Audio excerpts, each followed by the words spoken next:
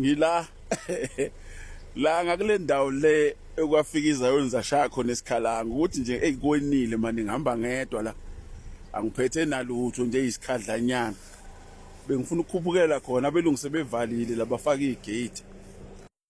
Hayi le ndawo sebevalile abelungu imoto ayisangeni kulapha yaphesheya kunemigede emibili la kunomgede ongapha ngalaba uvala abelungu labelungu laba ekwafela khona umlungu lapha phakathi kwasala ibhasi la ehlahleni yabo umgwaqo ohamba la indlela ehamba lapha ehlahleni ezimhlophe ya umgwaqo ohamba lapha omunye uhamba la yabonanku lo mdala lo hamba la bese ujika phezulu lapho ugudla ngakhona lapha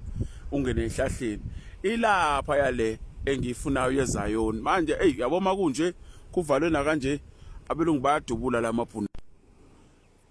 iyaphazamisa lena yabo ibhasi lilapha entabeni lapha esihlahleni lesesihlaza esikhulu lingapha eceleni ibhasi bese lo wesikhala ngokumgedu lapha yaphezulu ngale khonini la impela kunamabhodo khona awu4 la izayoni zasha ayike ake ngihambe qhubeke nezinto zami engizenzayo sobonana la ku TikTok ne network ayinhle la.